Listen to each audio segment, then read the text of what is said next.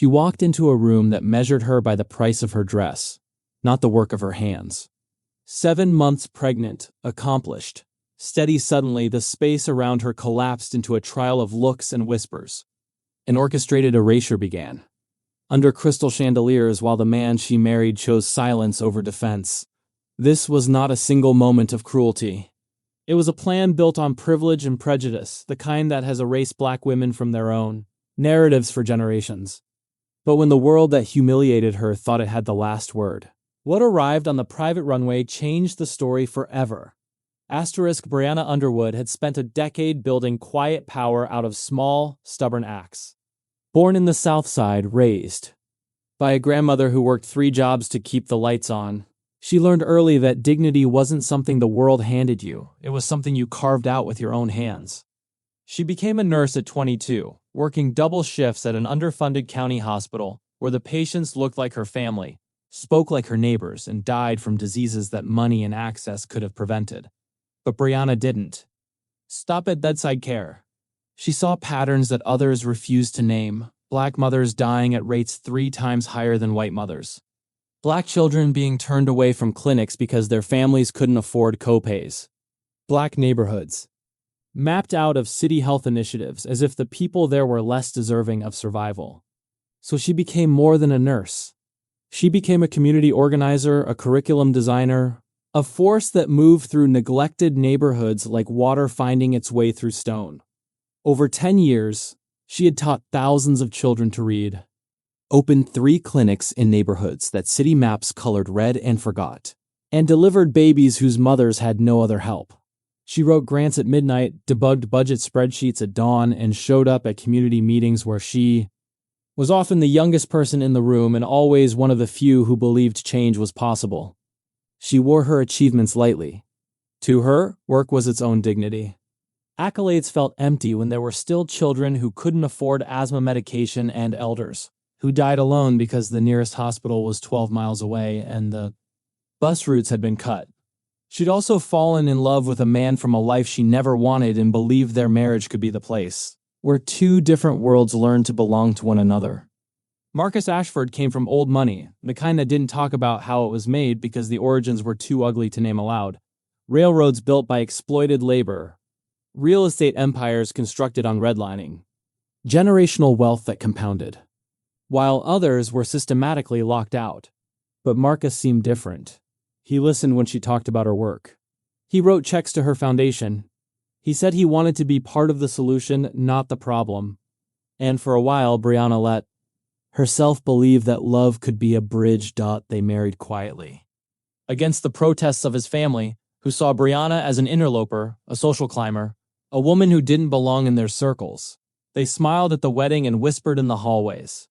They praised her work in public and questioned her motives in private. And when she became pregnant, the tension doubled. This child would carry the Ashford name. This child would inherit wealth that Brianna's ancestors had been denied for generations. And for some people in that world, that was unforgivable.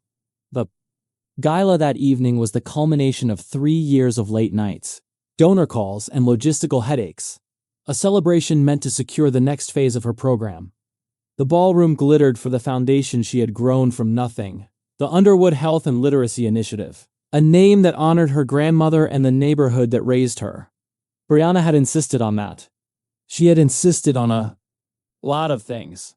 That the event be held in a venue accessible by public transit, that scholarships be announced for students from underserved schools, that the stage reflect the communities the foundation served, not just the donors who funded it. But what awaited her was a staged performance of contempt. An influential woman, Vivian Ashford, Marcus's cousin and a society fixture whose entire identity rested on maintaining hierarchies, had positioned herself as the foundation's new face. She moved like a tide, intercepting every conversation, rewriting introductions and making Brianna feel smaller with every polite slight. It wasn't random cruelty. It was choreography and effort to reassign credit, to recast a founder as a footnote, and to convince everyone watching that Brianna's place was temporary, accidental.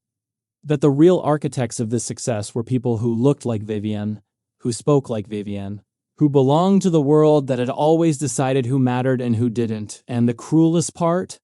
Brianna saw it happening and knew that to call it out directly would make her the villain. To name racism in that room would be to commit social suicide. To point out that she was being erased because of her blackness would result in accusations of playing the race card, of being divisive, of bringing politics into a charitable event. So she swallowed it. She smiled through it. She told herself that the work mattered more than the recognition. But inside, the weight pressed down history, layering on her like generations of silence. Asterisk, the first wave was the looks. Brief, dismissive, measuring.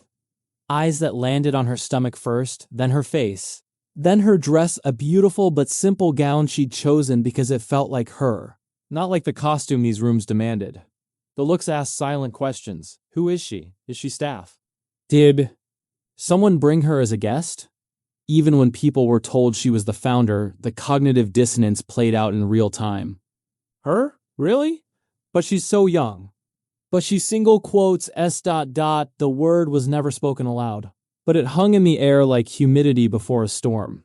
The second wave was the laughter in the wrong places. Soft ripples when a compliment to Brianna was interrupted. By Vivian's practiced smile and a redirect. Oh, Brianna's done some wonderful groundwork, of course. But let me tell you about the real visionaries behind this expansion, double quotes. Host smiled and turned away. Donors excused themselves.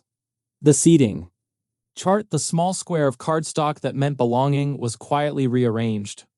Brianna found herself moved from the head table to the back, near the kitchen doors, where the clatter of dishes underscored every word spoken on stage. She felt history layering on her like a weight. The places she'd come from, the assumptions that followed her, the casual way good people did nothing when faced with cruelty dressed as etiquette. She thought of her grandmother, who had cleaned houses for families like the Ashfords, who had been expected to enter through back doors and eat in separate rooms. She thought of her mother, who had been the first in the family to finish high school, but who had been passed over for promotions again and again in favor of less qualified white colleagues. She thought of every black woman who had built something from nothing only to watch someone else take credit, take the microphone, take the narrative, and here she was, 7 months pregnant, standing in a ballroom she'd paid for with grants she'd written, watching her work be rewritten in real time. Tension tightened when the program began. Vivian took the stage in a gown that cost more than 6 months of rent in Brianna's childhood neighborhood. She thanked the contributors, recited the script of gratitude, and painted a narrative where the charity's success rose from their world, not Brianna's. She spoke about collaboration and partnership in ways that flattened Brianna's leadership into participation. She mentioned community input as if the communities Brianna came from were consulted rather than centered, as if their voices were background noise rather than the foundation's entire purpose. Each omission yanked a thread from the tapestry. Brianna had sewn her name. Her late nights, the schools that had transformed because of the curriculum she'd written, the mothers who had survived because of the prenatal program she'd designed, the teenagers who had learned to read because she'd fought the school board for funding. It was not only theft of credit. It was an attempt to render her invisible, to scrub her presence from the story so completely that in 5 years, in 10 years, when people asked who started the Underwood Initiative, they'd be told it was a collective effort, a community partnership, a project that emerged organically from concerned citizens, and never one black woman's vision, sacrifice, and relentless work. Asterisk, the room applauded. Vivian smiled. And Marcus, sitting at the head table Brianna had been moved from, clapped politely and said nothing. The breaking point came during the networking hour. Brianna moved through the room with practiced grace, trying to reconnect with the donors she'd cultivated, trying to salvage what she could. But Vivian was always 3 steps ahead, always inserting herself, always redirecting attention. And then, in front of a cluster of board members and a photographer from a society magazine, it happened. Brianna was mid-sentence, explaining the next phase of the literacy program, when Vivian interrupted with a laugh that sounded like music and felt like a slap. Oh, Brianna, sweetheart, I think you're confused. That's actually the program I've been developing with the curriculum team. You've been so busy with the pregnancy, it's understandable you'd lose track of who's handling. What? The lie was so smooth, so confident, that for a moment even Brianna questioned herself. But she knew every line of that curriculum. She'd written it in hospital break rooms and on kitchen tables, piloted it in classrooms where teachers had cried. With gratitude because finally someone was giving them tools that worked for their students. She started to correct Vivian, gently, professionally, and that's when it happened. Vivian stepped forward, invading Brianna's space with the kind of aggressive proximity that dared her to react. I think it's best if you step back and let the people who actually understand these communities handle the public-facing work, Vivian said, her voice low enough that only Brianna and the closest observers could hear. You've done your part. You've played your role. But this isn't your world, and everyone here knows it. Brianna held her ground. This is my foundation. I built it. And I'm not stepping back from anything. Vivian's smile sharpened. And then she moved. It wasn't a stumble. It wasn't an accident. It was a deliberate, calculated shove hands on Brianna's shoulders. A push that sent her backward onto the marble floor in front of 100 witnesses. The slap of fabric, the gasp that rippled through the crowd, and the small, terrified sound of a child within her brought the ballroom into that quiet edge where everyone realized a line had been crossed. For a moment, the world held its breath. Brianna lay there, hands instinctively cradling her stomach, feeling the baby move, counting the seconds to make sure everything was okay. Around her, heels clicked away. Gowns rustled. Conversations resumed at a lower volume. A few people helped her up, strangers, not donors, not board members, not her husband, who stood frozen at the head table like a statue whose marble had been smoothed by generations of expectations. Words that might have defended her were smothered by the need to preserve appearances, to avoid a scene, to keep the family name clean. And Vivian? She adjusted her bracelet, smiled at the photographer, and said loud enough for everyone to hear, she must have tripped. The poor thing's been so stressed, I do hope she's all right. Phones lifted, some recorded. Fewer acted. The humiliation was not just private. It became public within minutes. Social feeds pulsed with short clips and detached commentary. The videos were edited, context removed, narratives imposed. Some painted Brianna as dramatic, as attention-seeking, as someone who had thrown herself down for sympathy. Others whispered about instability, about gold diggers who got pregnant to trap wealthy men, about women who didn't know their place. Anonymous. Articles began to shape a version of events that marginalized the victim further up eds that started with, we don't know what really happened, but, and ended with suggestions that Brianna had always been difficult to work with, that she'd clashed with other board members, that perhaps the foundation would be better off under new leadership. The language was careful, coded, plausibly deniable. But the message was clear. She didn't belong. She never had. And now there was an opportunity to correct that mistake. The foundation's donors, trained to avoid scandal at all costs, leaned into damage control. Emergency board meetings were called. Statements were drafted that expressed concern for all parties and emphasized the need for stability and continuity. The narrative that had been orchestrated in the ballroom followed them into headlines and late-night gossip. And through it all, Marcus said nothing. He released no statement. He made no calls. He stood by and watched as his wife, the mother of his child, the woman he'd promised to protect, was systematically destroyed. Asterisk Brianna left the gala that night in silence. Not because she was defeated, but because she was thinking. She went home to the guest house on the estate, not the main house, because she'd never been fully welcome there, and she sat in the dark with her hands on her stomach and her phone.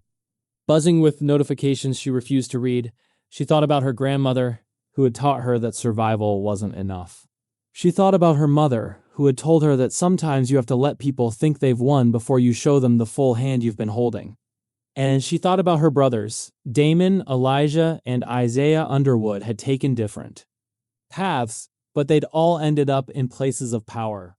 Damon was a civil rights attorney who'd made his name taking down discriminatory corporations. Elijah was a tech entrepreneur whose company had just gone public, making him one of the wealthiest black men under 40. Isaiah was an investigative journalist whose exposes had toppled senators and CEOs. They'd grown up in the same South Side neighborhood Brianna had, and they'd never forgotten where they came from or who they were fighting for. When Brianna called them that night, she didn't ask for rescue. She asked for truth. I need you to find everything, she said. Every contract, every transfer, every lie. I need you to build a case so airtight that they can't spin their way out of it. And they did. For 3 days, Brianna stayed quiet while the world burned her name. For 3 days, she let them think they'd won. And then, on the 4th day, the sound at the edge of the estate shifted an engine, precise, impossibly close. A private aircraft descended onto the family's private runway.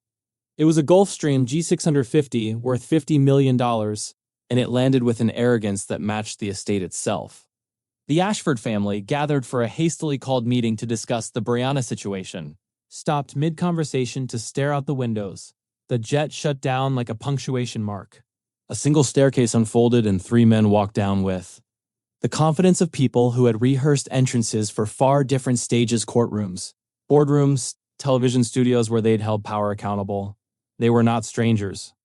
They carried names tied to a childhood Brianna had lived in another city, to sacrifices that had paid for her education, to the hands that had once steadied her when she learned to ride a bike, when she graduated at the top of her nursing class, when she doubted whether she could build something that mattered. The moment their footsteps touched the lawn, the mood tipped. Conversations froze mid-sentence. Marcus's father, the patriarch who'd built the family's latest fortune on real estate and hedge funds, stepped forward with the kind of practiced smile that had closed deals and crushed competitors. "Gentlemen, I'm not sure what you think we're here to correct a narrative," Damon said, his voice carrying the calm authority of a man who'd faced down hostile judges and won. "And to deliver some documentation you're going to want to see before this goes any further." They stepped into the main house carrying briefcases and something more dangerous. Proof. The kind of evidence that couldn't be spun or explained away. The kind that had been gathered methodically, legally, and with the full understanding that powerful people would try to bury it. Asterisk. What had been a carefully curated lie began to unravel under the weight of documents and testimony carried in briefcases. And in memory. Damon started with the foundation. He laid out contracts that showed Brianna had not only founded the organization but had been its sole grant writer, its curriculum designer, its primary fundraiser for the first 2 years. He showed emails where Vivian had privately admitted she knew nothing about community health but wanted the foundation on her resume for an upcoming political campaign. He showed texts where board members had discussed managing the optics of having a black woman as the public face and whether they could transition her out gracefully once the foundation had enough name recognition. Asterisk. Elijah followed with the money. He'd hired forensic accountants who'd traced every dollar that had moved through the foundation and the Ashford family accounts. What they found was stunning. Vivian had been quietly redirecting donations meant for the literacy program into a personal consulting firm she controlled. Small amounts at first, then larger ones. Over 2 years, she'd siphoned nearly $2 million. And the Ashford family, whether through ignorance or complicity, had signed off on financial reports that buried the discrepancies. Asterisk. Isaiah brought the witnesses. He'd spent 3 days interviewing every person who'd been at that gala. Every person who'd seen what happened. He had sworn statements from waitstaff who'd overheard Vivian planning the confrontation with another society woman. He had video from 3 different angles showing the shove was deliberate, not accidental. He had testimony from a board member who'd been pressured to stay silent but who couldn't stomach watching an innocent woman be destroyed. Asterisk. And then he brought something else, a pattern. He showed how Vivian had done this before, targeted a black colleague at a previous nonprofit, orchestrated her removal, and taken over her project. He showed how the Ashford family had a history of this, stretching back generations. Black workers erased from company histories. Black artists whose work had been plagiarized. Black activists whose movements had been co-opted and whitewashed. Asterisk. This isn't a one-time incident, Isaiah said, his voice steady and relentless. This is a system, and your family has been running it for 100 years.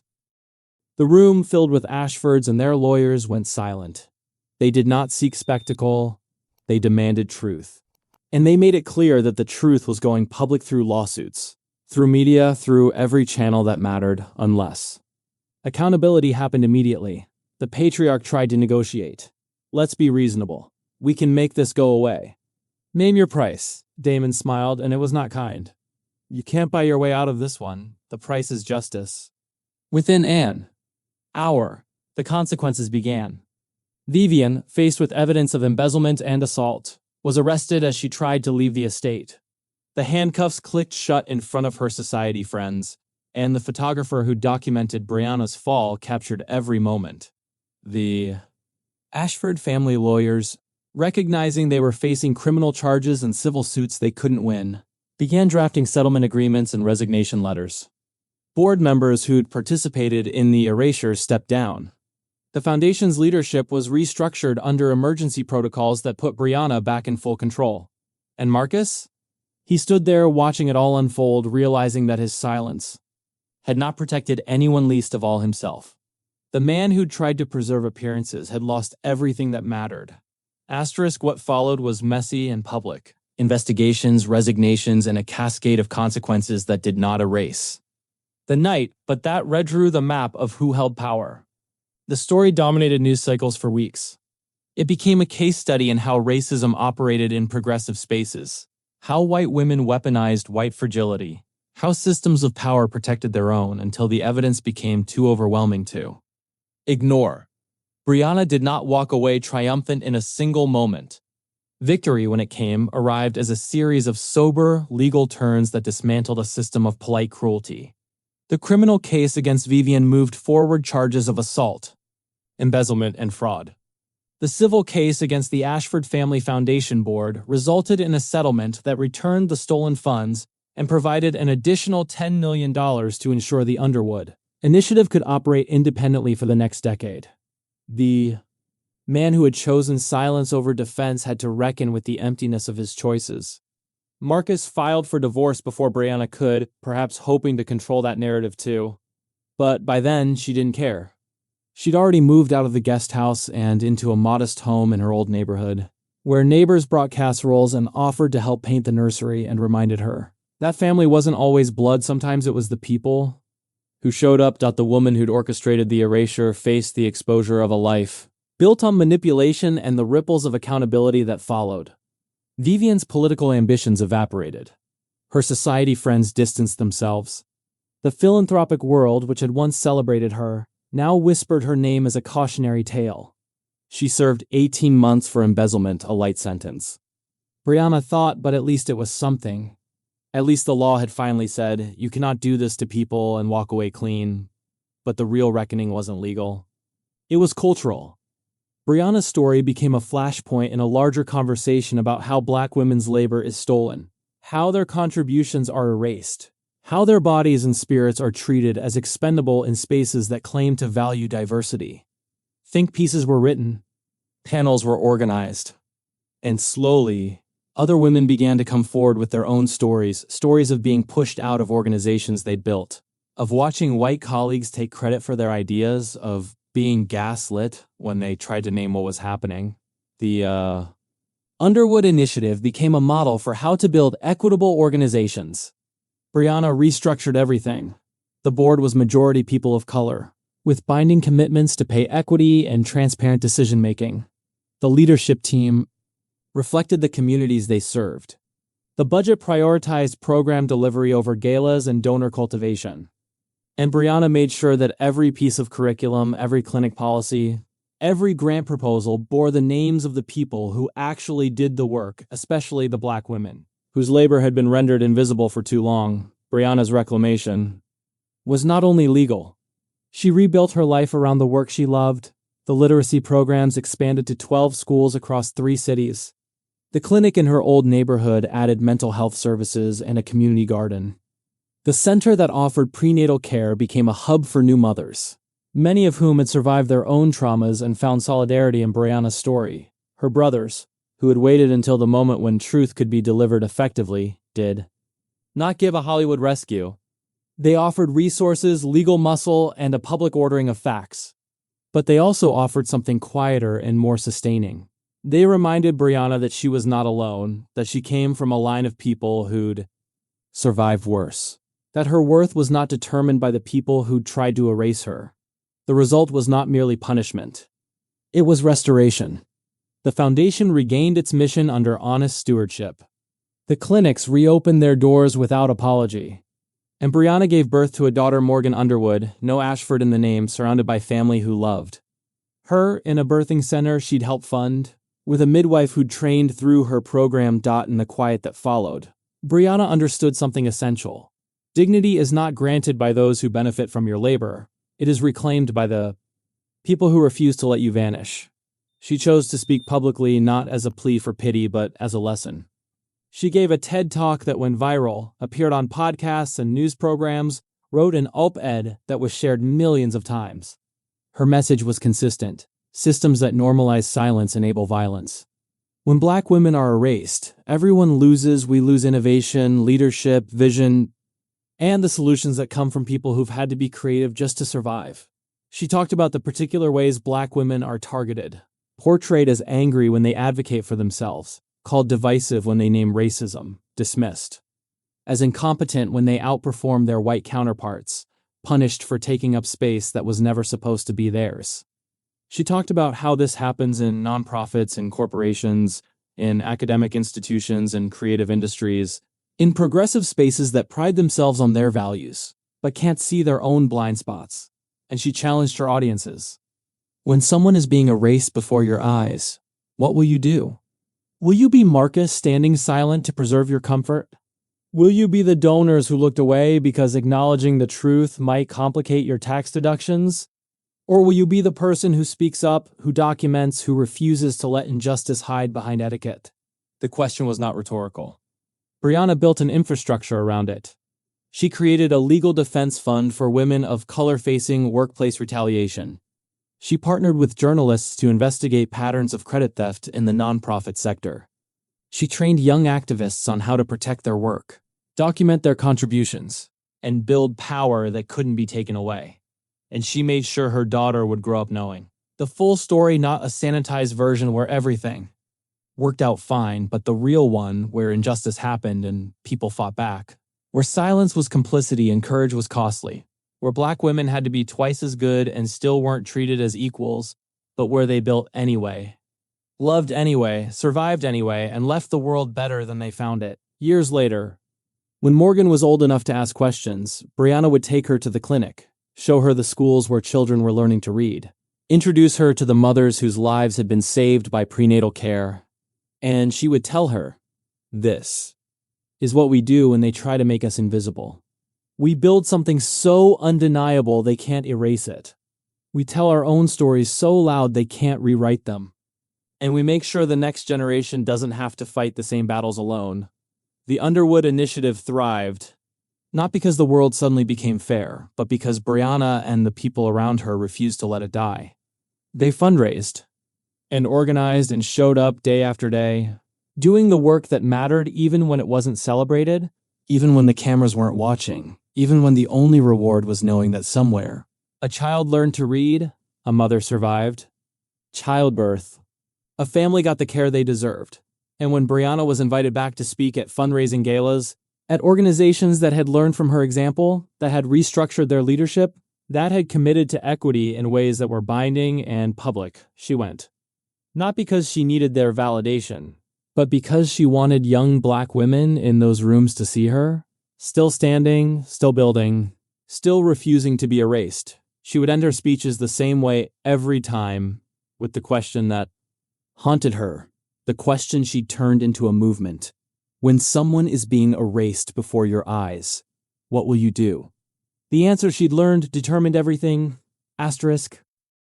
This story is not fiction to thousands of Black women who've lived versions of it. It happens in boardrooms where their ideas are repeated by white colleagues and suddenly taken seriously. It happens in classrooms where their scholarship is cited without credit. It happens in hospitals where their pain is dismissed and their lives are risked. It happens in every space where power is concentrated and accountability is optional. The erasure of Black women's labor is not a bug in the system, it is a feature. It is how empires were built, on the stolen work of enslaved women whose medical knowledge, agricultural innovation, and creative genius were attributed to white masters. It is how institutions maintain themselves, by absorbing the labor of Black women, extracting their ideas and energy, and then discarding them when they demand recognition or equity. But the resistance is also not new.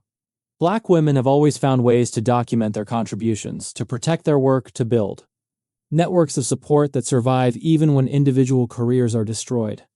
From Ida B. Wells documenting lynchings when newspapers refused to the women of the civil rights movement whose strategies were co-opted by men who took center stage, to the modern activists whose hashtags and organizing are repackaged by corporations that profit from their labor. The pattern persists, and so does the resistance.